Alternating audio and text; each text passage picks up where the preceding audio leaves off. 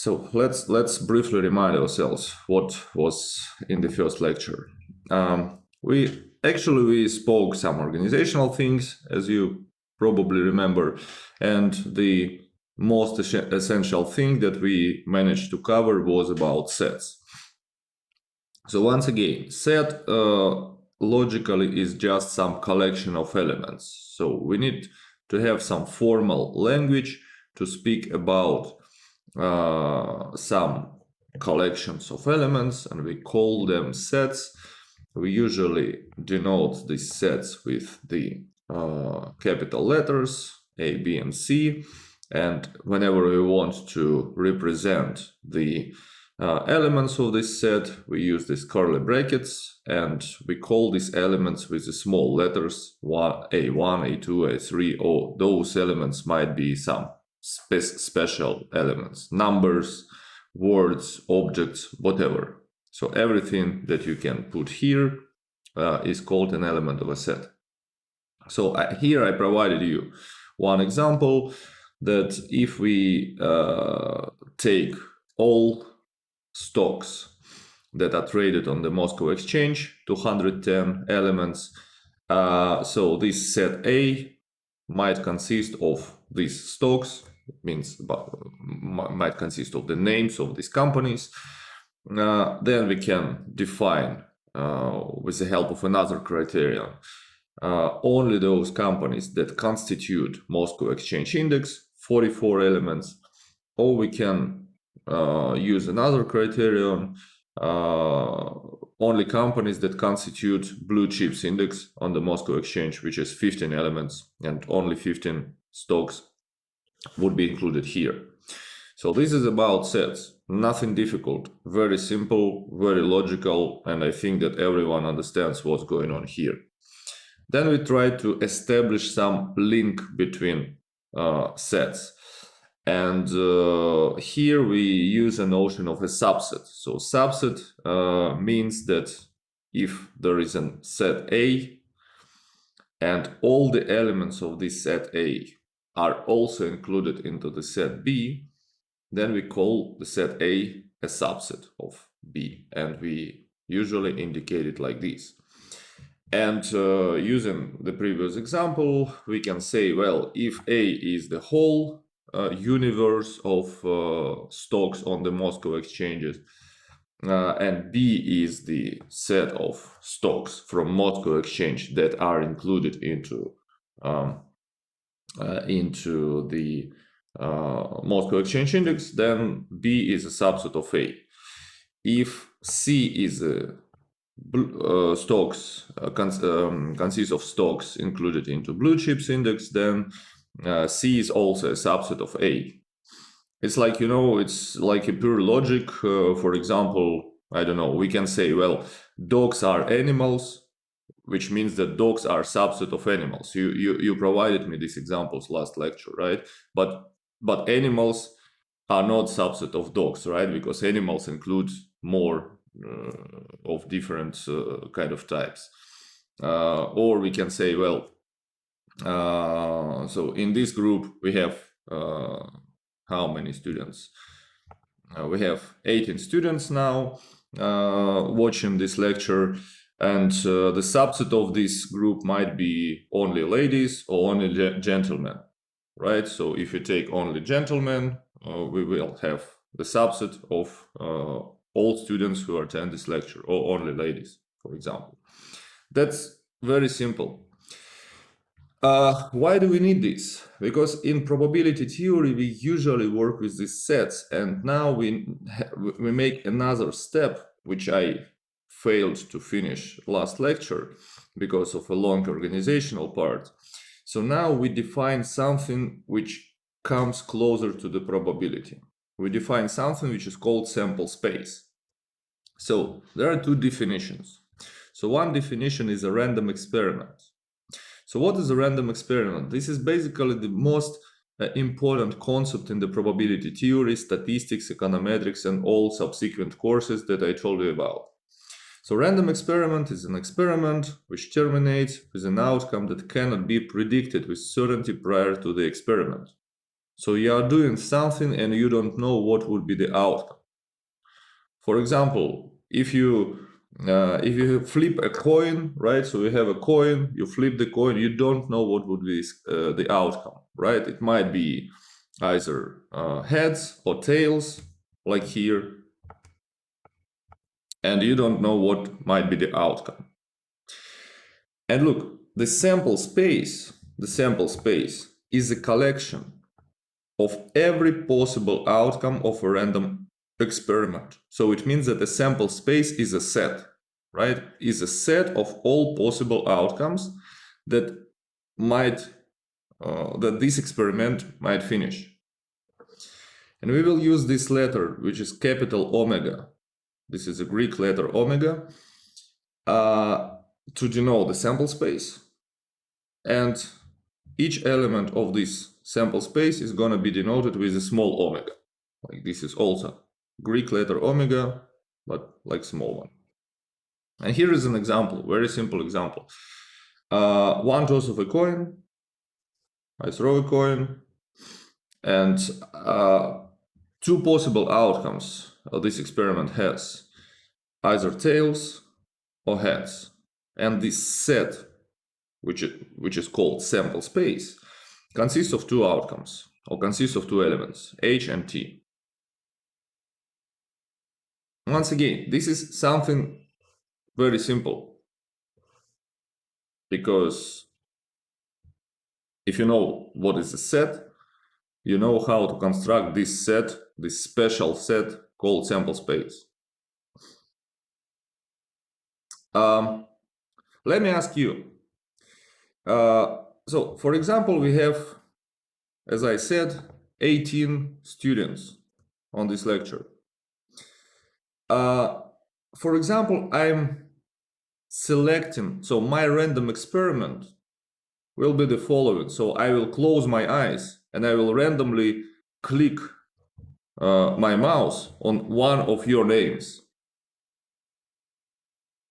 What is a sample space? What this set will consist of?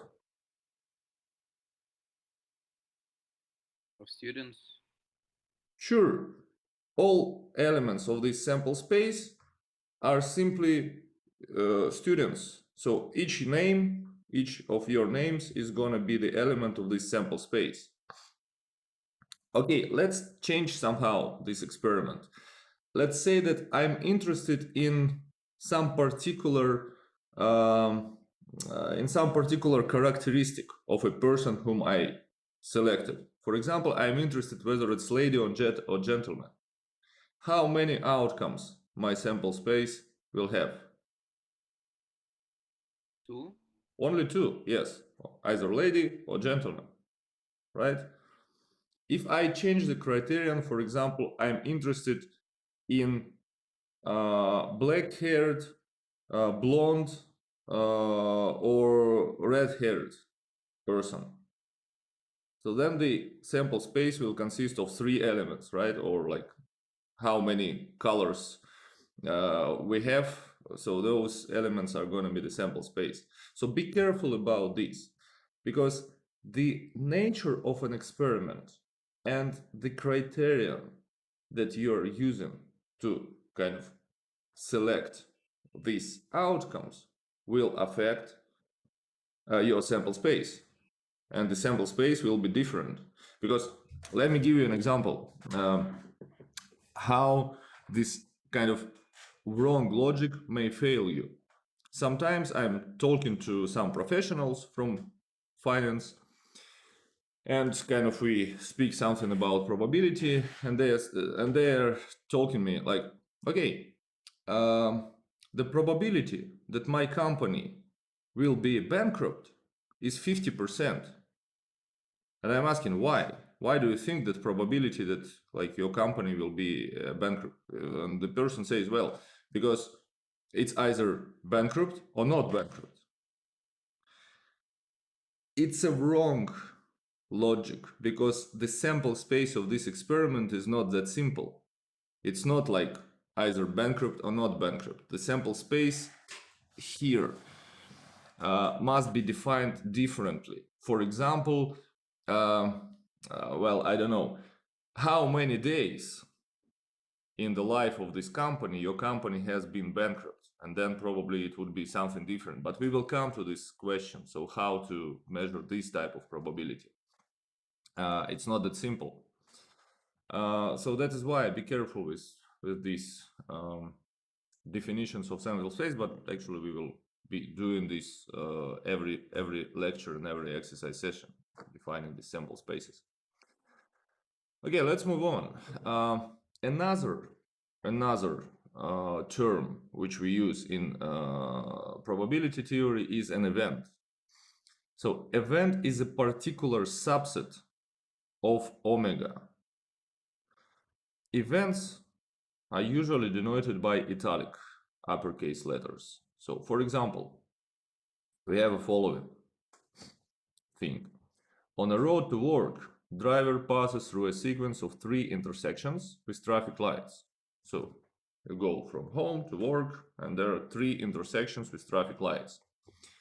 At each light, driver, either stops, S, or continues, C. The sample space is a set of all possible outcomes. So once again, we need to define all possible outcomes of this random experiment. So what are the outcomes? Driver passes all 3 intersections with a green line, right? So C, C, and C. Driver passes 2 and stops on the 3rd. Driver passes 1 and stops on the 2nd and 3rd. And so on. So we are looking for all possible combinations of them. There are 1, 2, 3, 4, 5, 6, 7, 8 possible outcomes. That's the thing. And now we are defining the event. So the event that the driver stops at the first light is a subset of omega, denoted by this way. So A is a subset of only those elements that have stop as the first element. So for example, where do we have S as the first element? This S, so driver stops at the first intersection, so we put it here. This S also goes here. This first S also goes here, and this first S also goes here. Right, so we are defining the subset of all these elements. So now, going back to my previous question about students and different characteristics. So with the help of this term event, we can correct ourselves about the previous thing. So remember that first of all, I asked you, if I randomly select some student, what will be the sample space? And you correctly answered me that the sample space is going to be, let's say, the names of students, so 18 elements. And then I said, okay, so if I'm interested in ladies and gentlemen, and we said that, well, the sample space would consist of only 2 elements, which is not true. I made this on purpose to show you that sample space still consists of 18 students. But now, if I'm interested in ladies or gentlemen separately, I must define an event.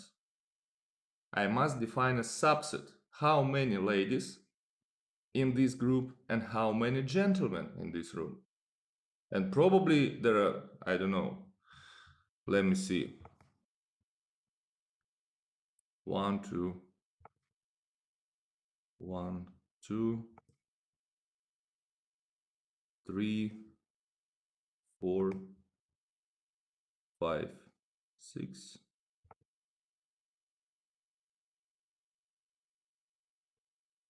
So 6 gentlemen I calculated, and it means that 12 ladies, right? So now look, the whole sample space consists of your names. So Vladimir, Zhao Rusuan, Chen Si, Chen Fanteng, and so on. So all these people who I see is the whole sample space. And now if I'm interested in the particular event, to select, for example, gentlemen, then my event, my subset, would consist only of gentlemen. Vladimir, Chen Si, who else? Chen Kai, I think Jankin Chen Kai I cannot see, but I think that this is the gentleman. No, there is some shadow. Vlad and all other gentlemen who present in this class. So this is the correct way to define sample space and event. So sample space still consists of all students, but if I want to know the criterion, some particular criterion, this is going to be the subset. The same, I can make a subset of only brunette people, only blonde people, or red-haired people, or some other criteria which I can use. So for example, there is going to be a subset of those who have age, let's say, I don't know, 17, 18, 19, and so on. So this is also another criterion. Is this clear what we are talking about? Are there any questions? Let me know.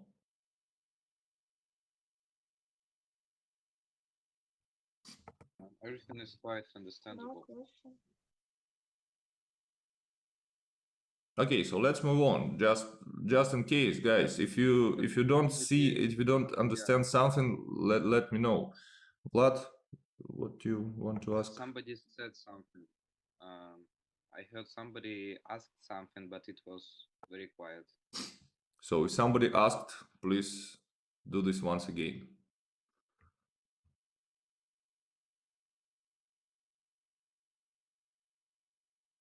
Okay. So let's move one step more. We define something which is called a complement of an event. So what is a complement? A complement of an event is such event that A does not occur, and this complement consists of all elements in the sample space that are not in A. So for example, A complement consists of all elements that are inside. So this is the formal, let's say, way to write this. So this subset A complement consists of all elements that belong to the sample space such that they are not in A. So for example, if the sample space is the students of your group, and if set A is only gentlemen, then a complement will consist of what? Only girls. Only ladies, yes. If, for example, a sample space consists of all students in your group, and the set A is, let's say, only brunette people, then set A complement will consist of whom? Any other? All other colors, yes, not brunette, because there may be many, blonde, red-haired, and so on. I hope that there are no gray hairs in your group yet, and I hope that nobody will have them after probability course. So yes, it's quite simple. And another definition is an empty set. So what is an empty set? This is an event with no elements. And we denote this with this sign, which is like circle crossed by line. And there is a relationship between a sample space and an empty set. So the empty set, is the complement of a sample space, and sample space is a complement of an empty set. Why? Because all elements are in the sample space, and it means that 0 elements are in the empty set.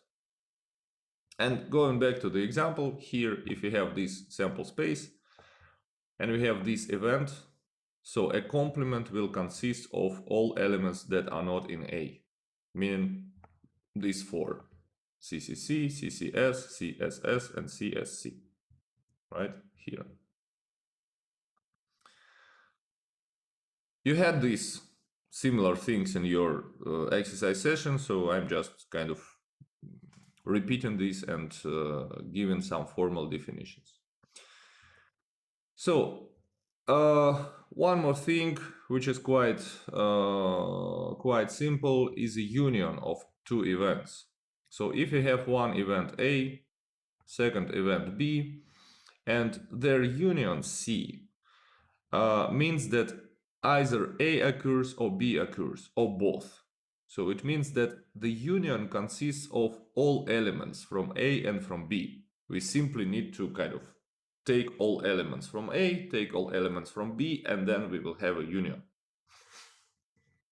So coming back to the example from the previous slides. So if you have an event, the driver stops at the first light, this A, SSS, SSC, SCC, and SCS. And another event B is an event that she stops at the third light, for example.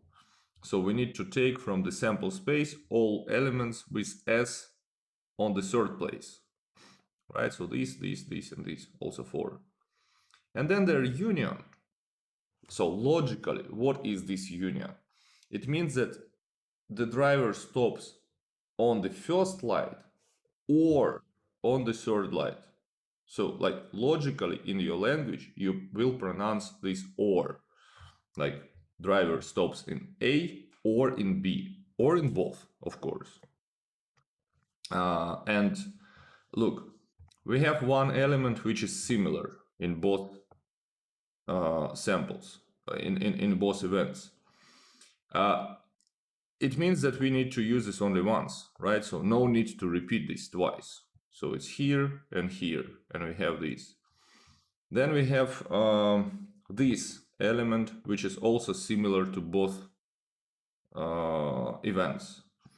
So it's here and it's here, and we also use this only once here. And then we have these two elements from the first event here, and these two elements from the third event here.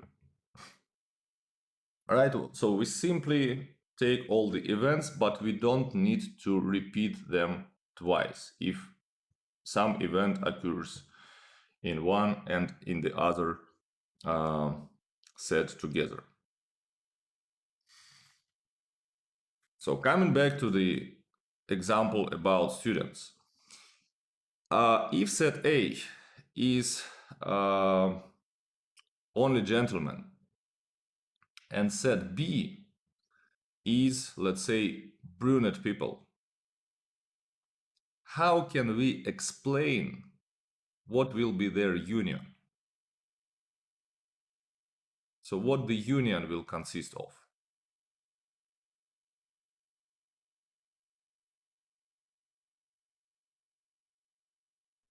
All the brunettes and I forgot, girls, boys. What did you say? Gentlemen. Gentlemen, yes. Only of gentlemen and all the brunettes, including girls also. Well, I think your wording is not exact. Try to make it more, let's say, so try to make it correct. It's not and.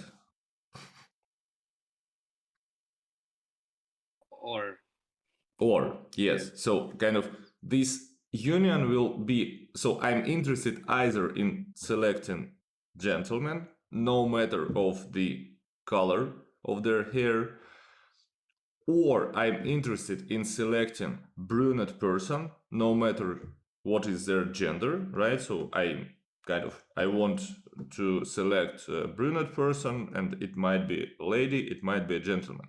And also there might be coincidence, right? So there might be gentleman who is a brunette. So gentleman or brunette gentleman. That is the precise, let's say, explanation of this set. So Another operation over sets is intersection. So the intersection means that both events occur together. So A and B. Coming back from to the example about these events A and B, so their intersection consists of both. Consists of such events where driver stops at the first light and at the third light. So the wording must be "and" here. Which means that we are selecting only those elements that are common to both events. So, and we know that similar or common events are these triple S here and here, and SCS, which is here and here. So these two events, in both of them, driver stops at the first light, driver stops at the third light, and so this is the intersection of these two events.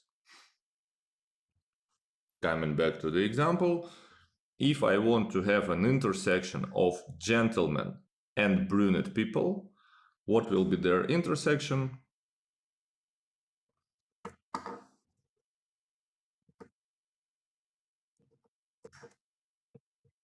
Brunette gentlemen. Brunette gentlemen, yeah.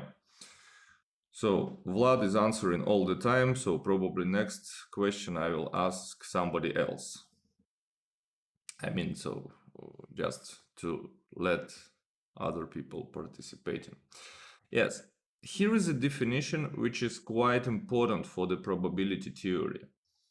Two events are called disjoint if they have no elements in common. So it means that their intersection is an empty set. This is very important definition. We will be using this definition quite often, and you need to remember what is this disjoint event. So we will be coming back from time to time to this definition. So the rest of this is just some, let's say,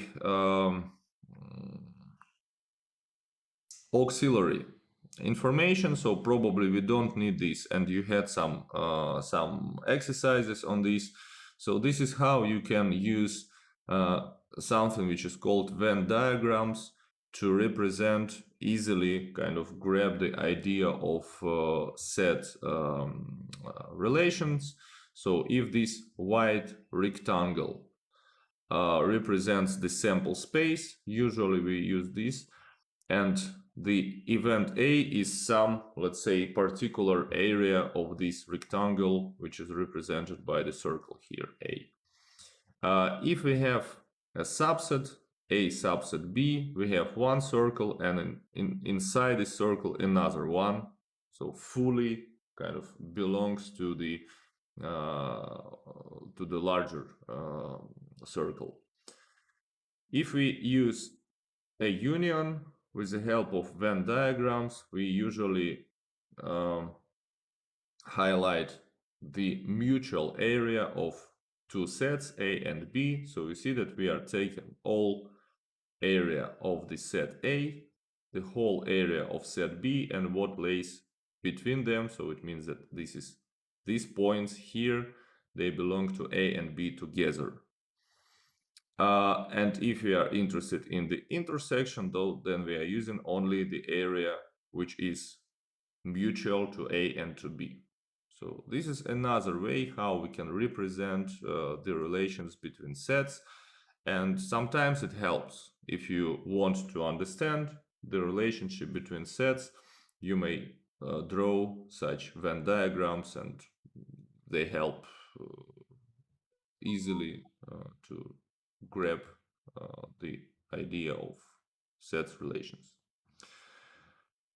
And two last slides. So there are just some laws of a set theory. So if so there is a commutative law, so A union B is equal to B union A intersection B is equal to B intersection A. Here are some associative laws, distributive laws, so it's not that important. I mean, they are important, but probably if we will need them, we will come to them back. So I want to move on with the next lecture. And also De Morgan's laws. So what is the relationship between complements and unions and intersections? Just if you would need them in the future, try to remember that they are here.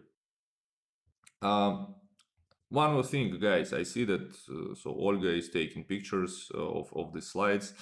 I promised you to put my slides on the internet. The thing is, so I mean, you will have these slides, don't worry, I will not keep them kind of in secret, and so you don't need to take pictures. I mean, if you can if you want, of course. The problem is the following. So I contacted IT department. I asked them to create the page for this course because probability course is new for me. So last year there was another professor who taught this course. So they said that they will decide on this after 10th of September. So it means tomorrow. So you have already access to the intermediate microeconomics, and you have seen that they're all materials placed on that page. So we will have the same page for probability course after IT department will decide whether they kind of grant me this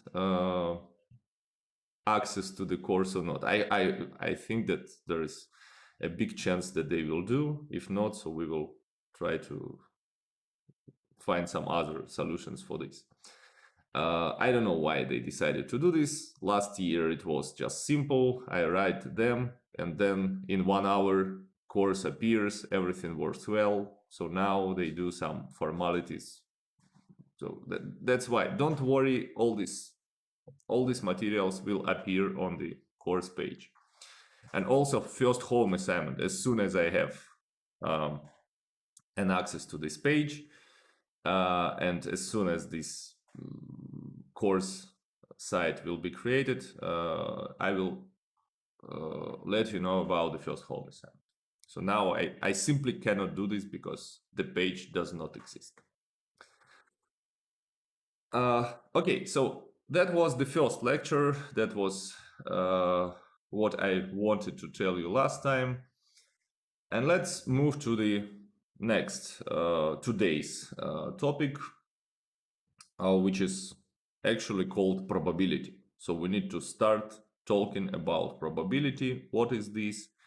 How this is related to the sample spaces, to the events, and to all the previous material that we talked about. So we will start right away from the definition of a probability measure. This is quite formal. I mean, maybe it might seem a bit complicated, but this is the formal definition given by Kolmogorov. So he is a Soviet mathematician who kind of established the formal theory of probability, and now all the people are using this. So look, we call something a probability measure on omega. So you know what is omega. Omega is the sample space. So, and this probability measure is a function. We denote this function p. So, Olga, don't worry, you can take these pictures. I mean, I don't mind. You're kind of doing like this from side. You can take screenshots from your laptop. Probably it would be even with a higher quality, I think. Okay, so once again, what is a probability measure? So this is a function p from subset of omega to the real numbers. So let me explain this phrase. This phrase means something simple. Look, what is a function? So function is a rule or some, let's say, some, how to say, mechanism, but probably better to use rule, which does the following. So give me some subset of omega, and you know that this subset consists of some elements, right? And these elements might be some real objects or numbers or whatever. So give me some subset of omega, And with the help of function p, I will give you some real number. Kind of, this is some, if you want, this is some transformation. So I will take a subset of omega and I will give you a number as a result. That's how this probability measure works. And that's what it means, function. And this function p must satisfy three axioms. So these axioms, they are not kind of, they don't need, we don't need to prove them. We just take them as given and we work with them as kind of as a rule. So first of all, the function of the whole sample space must be equal 1. It means if I'm calculating the probability of the whole sample space, this is always 1. So if some event A is a subset of omega, then the function of this, so probability of this event, is non-negative. So greater than or equal to 0 here. And the third axiom is if A1 and A2 are disjoint, so remember what is disjoint, they don't have an intersection, their intersection is an empty space. So there must not be comma, it's an, yeah, so without comma, so this is a typo. Then probability, then the function of their union is equal to the sum of these functions. So p of a1 plus pa2. Or more generally, if we have n events and all of those events are disjoint, mutually disjoint, then the probability of their union is equal to the sum of their probabilities. So once again, the probability measure, this function is, let's say, some machine. This machine transforms you events from a sample space into numbers. So give me an event and I will tell you a number.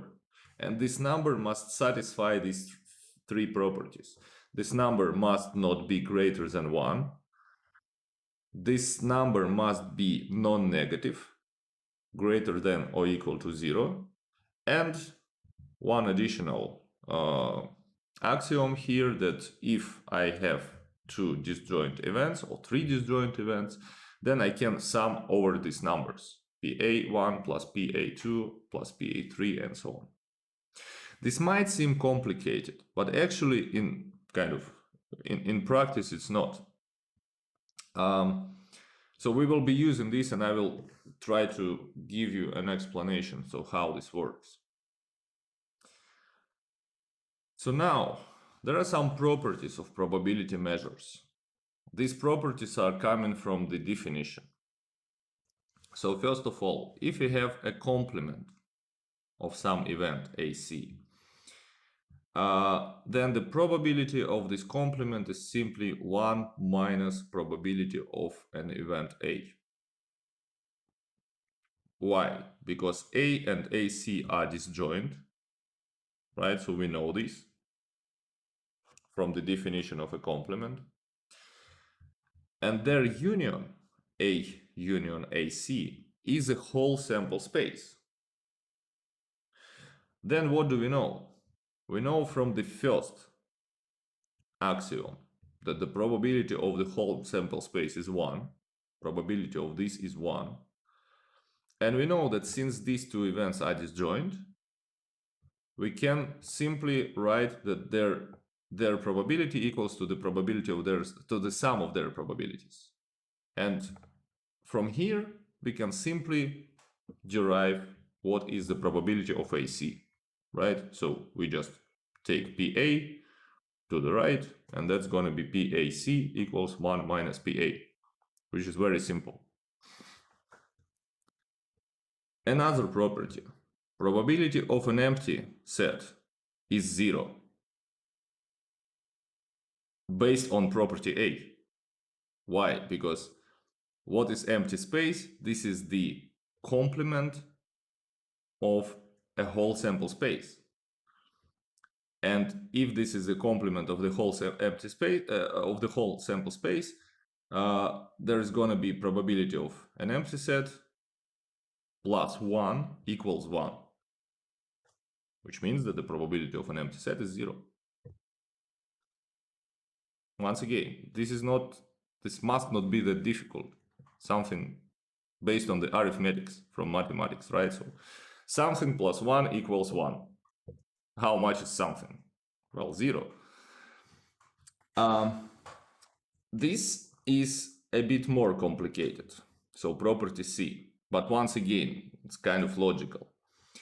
If A is a subset of B, then probability of A is smaller than or equal to probability of B. So once again, kind of from the common sense, this is logical. Formally, how can we do this? We can express B in this weird way. So what is B? B is A union B intersection AC. So that's actually why we needed this. Look, this is where is that?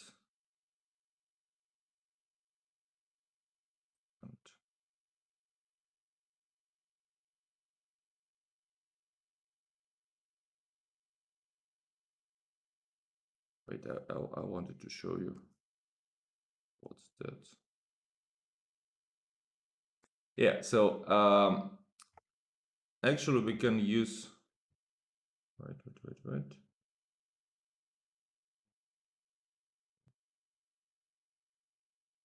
So B is A union B intersection AC. So what is B intersection AC? These are elements which are not in A, but which are in B, right? So this part. So B intersection AC includes all elements which are not included in A, but they are in B, right? And then A plus elements which are not in A, but in B will sum up the whole event to B, which is here. And then from the third axiom, so this and this are disjoint events. We take A and probability A, we take probability of this intersection, and we derive from here probability of A, which is PB minus something. And definitely if this is not 0, then probability A is less than probability B. Kind of formal definition. If this is 0, if you don't have any common elements between B and AC, then probability A will be equal to the probability B. So kind of trick here to prove the property C is to define B in the following way. And property D, something which is called an addition law. This is also important thing. If events A and B are not disjoint, it means that if in general we have two events A and B, then their probability equals to PA plus PB minus probability of their intersection, which is also something logical. Look, and we can illustrate this with the help of Venn diagrams. So look, we have all elements from A and we have their probability.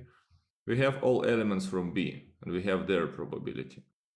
But now we counted twice this probability which is inside. So we counted it once when we took probability of A.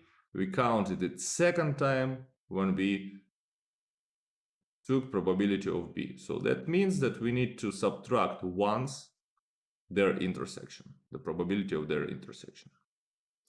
And from here, if A and B are disjoint, then there are no common elements between them, and this part is 0. And if this part is 0, we have PA plus PB, which is the third axiom of the probability measure. So this is something, let's say, basic for the whole probability theory. And this is something that you need to know, remember, and use this throughout the whole course. Once again, because this is the ground, this is a fundamental thing for the whole probability theory, and then statistics, and then econometrics. We will be using all of these bases extensively. Probably we will not kind of refer to this anymore, but of course we will be using it. So, do you have any questions, clarifications about this? Don't be afraid of asking me if something is not clear. So once again, we have some tool, we have some mechanism to transform events into numbers. So once again, we spoke about it. For example, an event is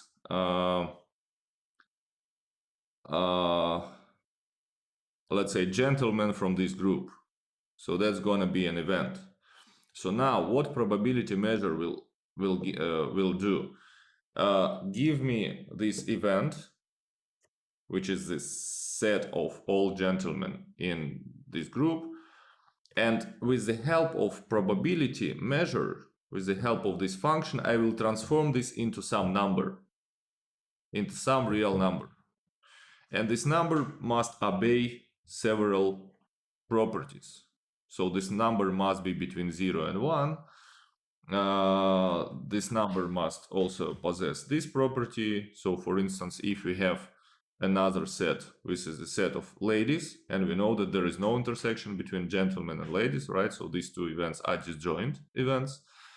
It means that I can sum these numbers for ladies and for gentlemen, and if they constitute the whole sample space, as here, then this sum must be equal 1.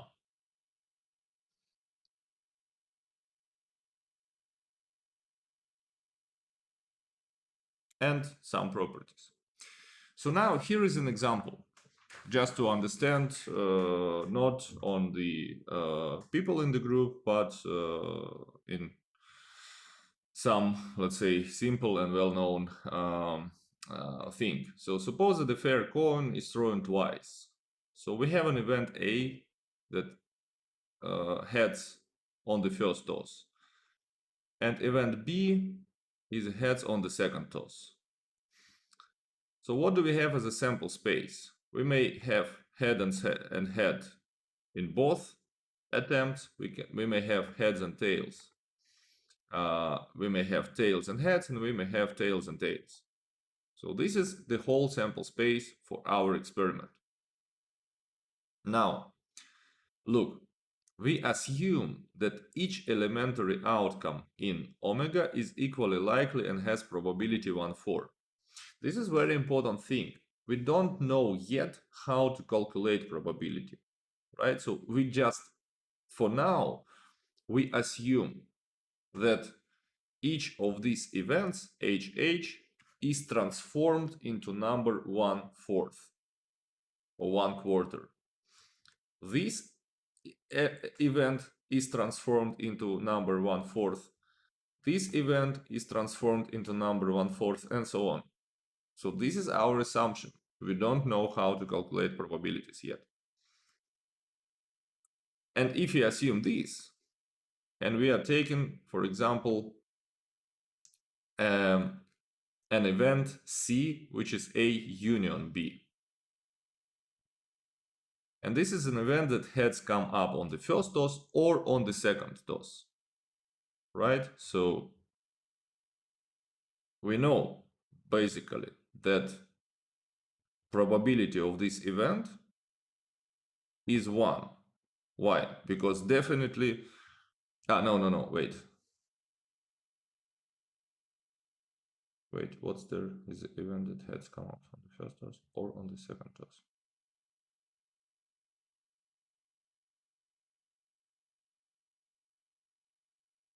Yeah, so this one is not correct. This attempt, this thing. Why? Because A and B are not disjoint. So we might have an event such that on the first and on the second toss we will have heads here and here, right? So that's why we need to apply the previous property, which is PA, which is wait, what do we have here? PA, yes, yes. Wait, so what is PA? Probability of an event A. Probability of this event that heads come up on the first toss. This or this, HH or HT. And we know that these two events are disjoint events. So HH and HT cannot happen together. That is why we can sum up their probabilities. 1/4 plus 1/4 will give us 1/2, which is 0.5. TH and TT, TH and HH are elements from set B, from event B, which is also HH and TH are disjoint events, and probability of B equals to 0.5. And then we have their intersection. So the intersection of A and B is HH. And we included this HH into A, into B, and we counted its probability 2 times. So that's why we need to subtract the probability of their intersection once, 0.25, just in order to have this calculated in a correct way. And finally, we will come to the correct answer, 0.75, which might be calculated also directly.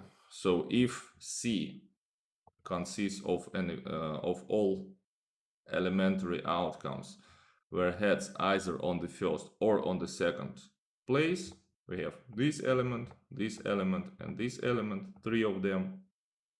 All of these elements are disjoint elements, and we can sum probabilities of these events, meaning 1/4 plus 1/4 plus 1/4 will give us also 0.75. So that's kind of 2 ways how you can calculate this probability. Not like this. There must be crossing here, actually. I don't know why it didn't appear.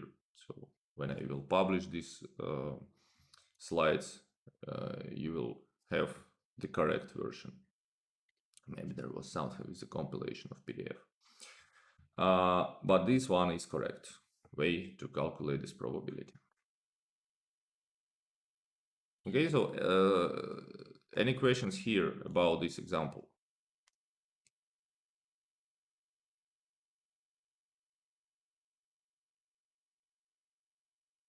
No, maybe no question.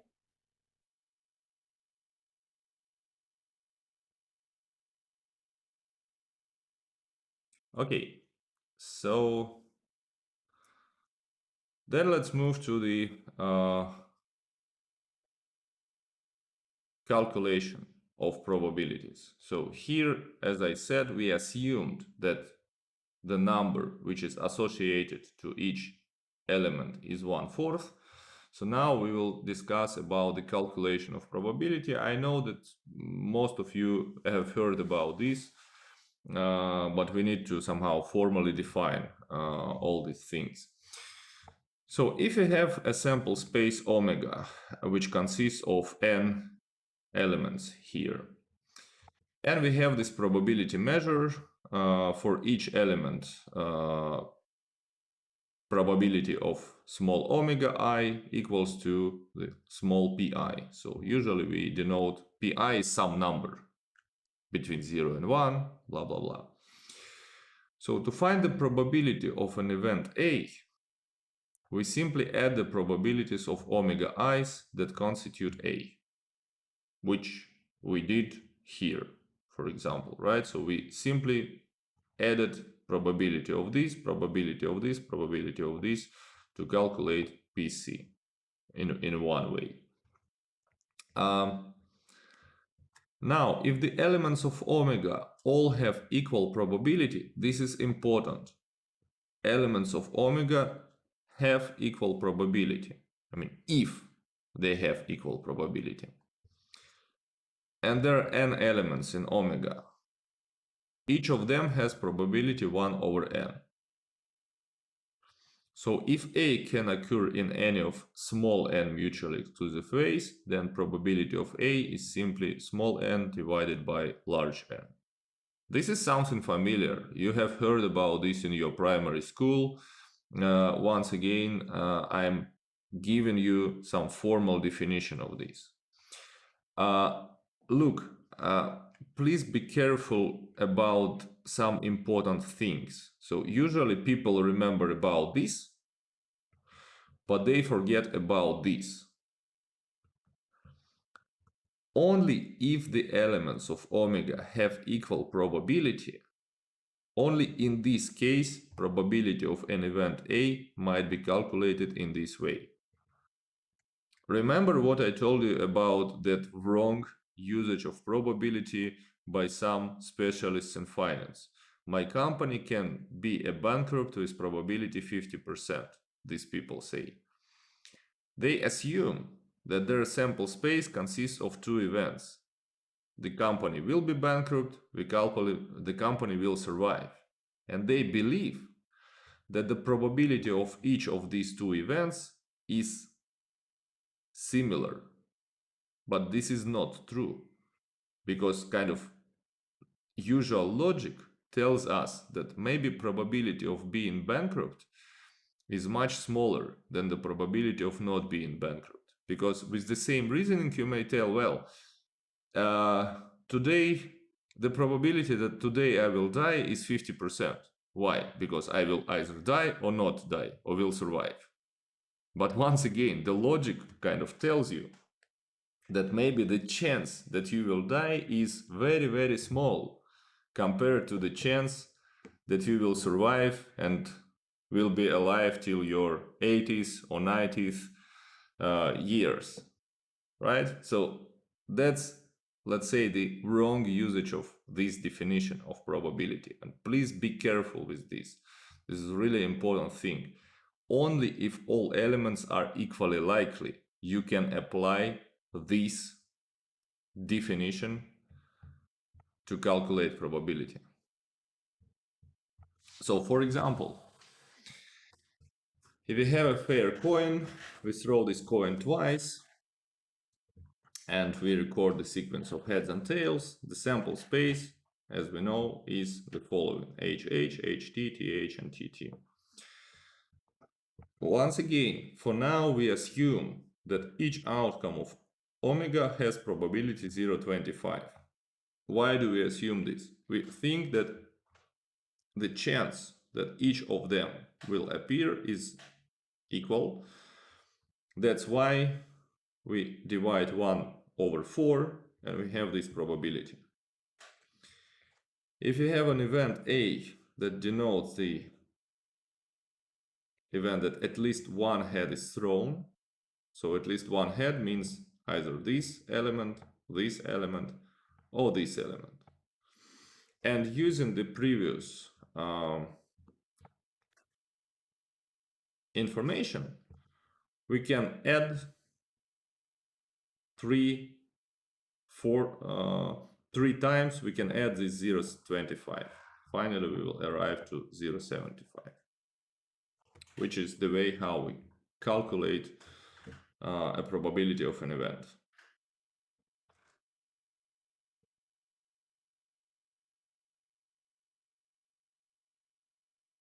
Okay, here is a simple algorithm to calculate the probability of an event. So 5 steps. So first of all, we need to define the experiment and clearly determine how to describe one simple event. So this is the most important step, because without this you cannot calculate probability in the correct way. we need to know how to describe one simple event. What is simple event is the element of our sample space.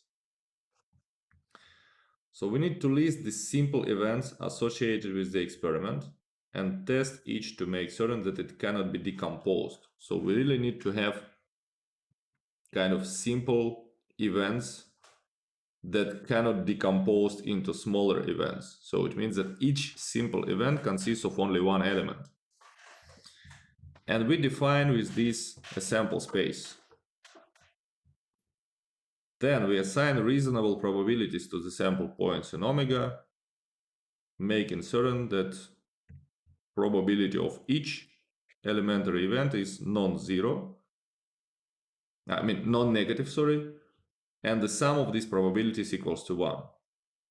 If events are equally likely, then we use this with the help of this formula, 1 over n, 1 over the whole collection of elements. Otherwise, we can assign them somehow differently. Number 4, we define the event of interest as a specific collection of sample points. So that's what we did in the previous case. We have these 1, 2, 3, 4, 5 simple events. And then we defined an event A, which is the collection of 3 elements from here. Right? And we calculate the probability of this event A by summing the probabilities of the sample points in A. So these are 5 steps to calculate the probability. It's kind of what we did in the previous example. So now I will do the following. I will, if I can, I will try to open this file once again. I can, not sure. Let me try. Here we will have this algorithm. File.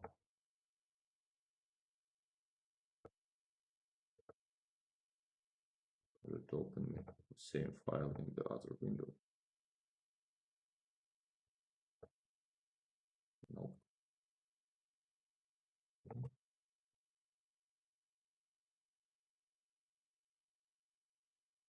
Okay, maybe I can do this. Yeah. Better. So here we will have this algorithm on the right side of my window. And here we will have an example.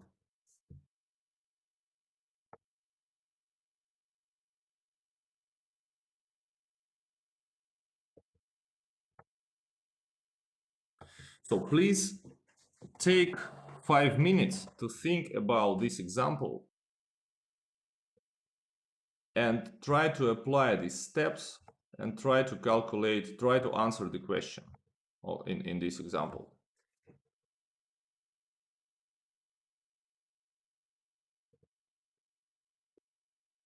So you already have the first step. It's kind of like spoiled here. But you also need to define it gives you some clue, let's say, to the next step. So how you can work with the next steps. How can you define all simple events, calculate these probabilities and so on. So I will give you 5-7 minutes to think about this and to try to apply all these this algorithm to this example.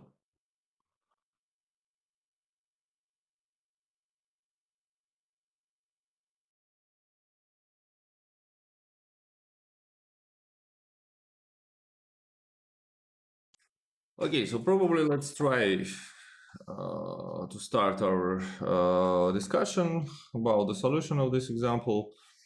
So first step is already given to you just to provide you with some, let's say, idea how to deal with the next steps. So the experiment involves randomly selecting 2 applicants out of 5. And to clearly determine how to describe one simple event, we are using this. So if we select the applicants 3 and 5, so by the order of their competence, we will write this in this curly brackets 3, 5. So this is one event. 3, 5 means that we selected applicant 3 and applicant 5. So now, step number 2, list the simple events associated with the experiment and test to make certain that it cannot be decomposed, and we will define the sample space. So, step number 2, sample space. So how should we define a sample space in this particular example? Can anybody help me with the sample space? At least several elements. Applicants that can be chosen? Sorry, Ekaterina? You mean variants that can be chosen, yes? Well, yes, elementary events from this experiment. What might be the outcomes of this experiment? 1, 2. 1, 2. Okay, 1, so which 3. means, just let me comment on this, which means that we selected first best and second best applicants, right? Or 1, 3. 1, or 4. 1, 4. 1, 5. Okay, 1, 5. 2, 3. Okay, 2, 3. 2, 4. And so on. Yes, 2, 2, 4. 5. 2, 5. Then we 3, start 4, with 3, 3. 5, 4, 5. 3, 4. 3, 5.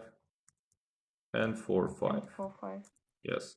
And the order does not matter, right? Because for us, it doesn't matter whether we selected 1 and 2 or 2 and 1. It is the same event because we still have 2 people, first best and second best. Which means that, yes, this is a sample space, correct. What is n? How many elements? 1, 2, 3, 4, 5, 6, 7, 8, 9, 10. Yes, 10 elements.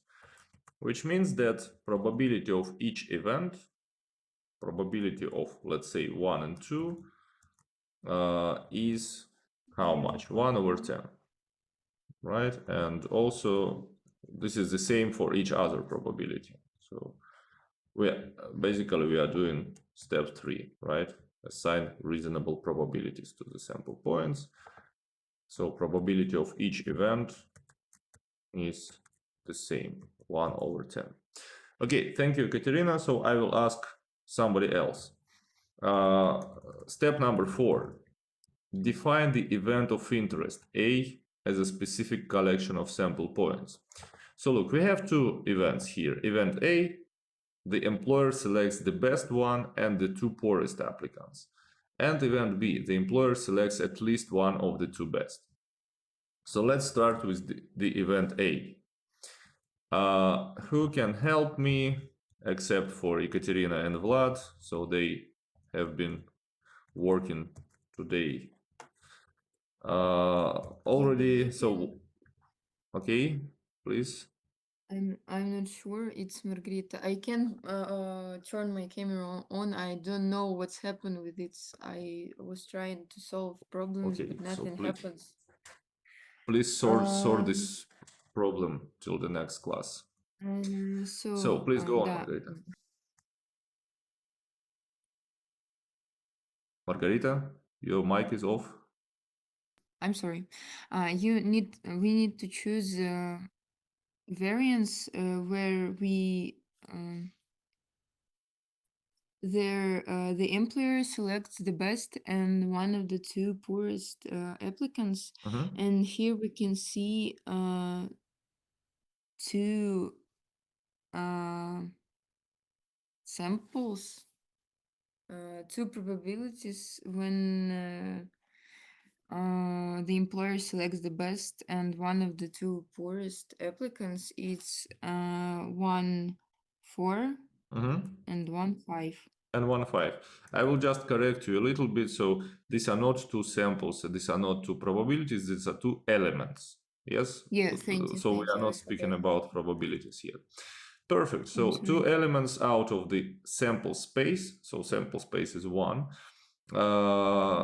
So to find Associated the with this event. Yes, that's correct. probabilities, I agree. so to find probability, we need to Wait. divide. So find Mhm. probability Okay. is a step number 5. So we will come to that Okay. point. Not yet. So now somebody else, please help me with the event B. Which elements are included in the event B? The employer selects at least one of the two best.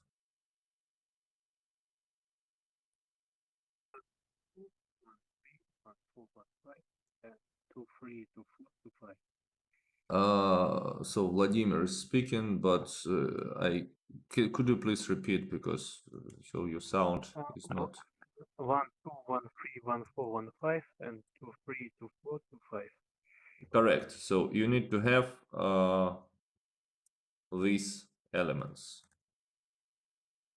and at least one of two best applicants is selected. 1, 2 means you selected both of them, and then the first best or the second best. That's correct. Perfect. Thank you. And step 5.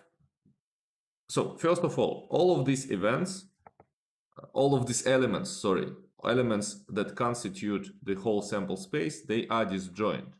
You cannot at the same time select first, second, and second, third, for example, people, right? So you at one time you are selecting only 2 people, and they are either 1, 2, or 2, 4, or like 4, 5, and so on.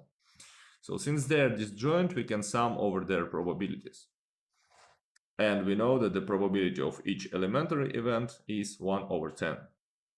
So now we can calculate what is the probability of A and what is the probability of B. Please, anybody who haven't answered yet, help me with this.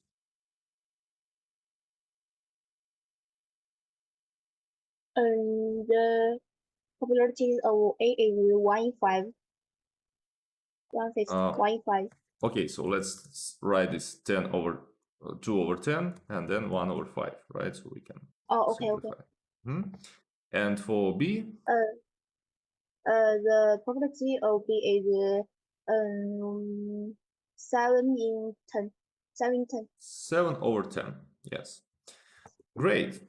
So I hope that you don't have any difficulties with that. So actually the whole solution is here. You can find it on this slide. So that's what we did. Defined all elements, defined that probability of one of these elements is 1/10. Then we take all the elements from the event A and B, and then we calculate the probability of B and probability of A the same. Great. So now, how much time do we have?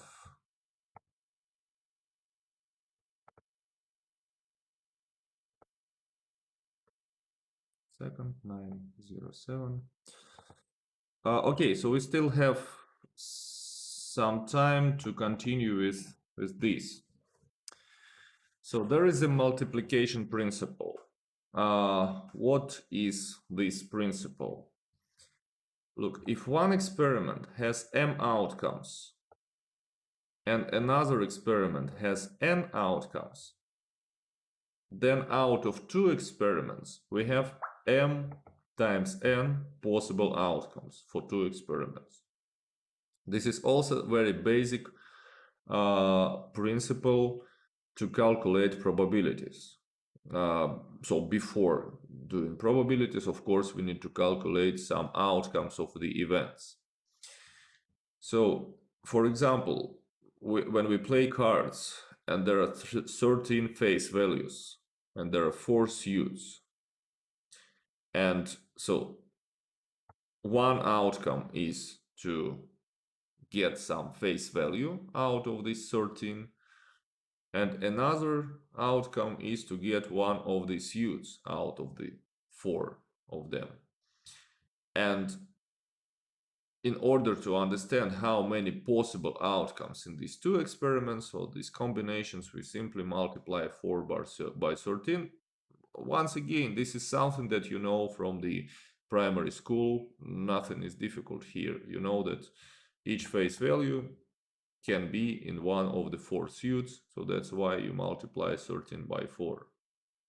Or if we have 12 boys and 18 girls in the class, and the teacher selects 1 boy and 1 girl to act as representatives to the student government. So how many possible combinations of boys and girls we can have? We simply multiply 12 boys by 18 girls, right? Because when I select 1 boy, there are 18 possibilities to select one of the girls.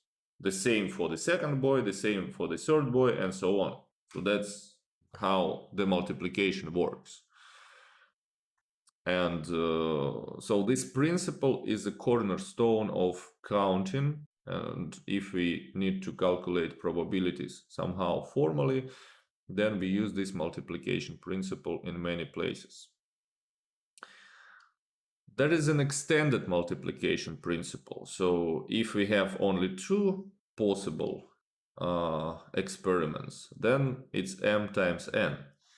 Extended means if we have p experiments, so more than 2, like 3, 5, 100 experiments, and the first has n1 possible outcomes, the second has n2 possible outcomes, and so on. So the last has np possible outcomes. Then in total we can have n1 times n2 times n3 and so on times np possible outcomes for p experiments. So here is an example. An 8-bit binary word is a sequence of 8 digits. So this is something from the IT theory, right? So if you want to code a word in a computer, then you do this with 8-bit word, and this is a sequence of 8 digits. So of which each may be either 0 or 1. So we have 8 digits, and each one can have only 2 possible outcomes, 0 or 1. So how many different 8-bit words we can decipher with this method? And you know that for the first bit, you have 2 possible outcomes. For each of them, on the second step, for the second bit, you also have 2 possible outcomes. For the third, also 2 possible outcomes, and so on. So there are 8 separate steps.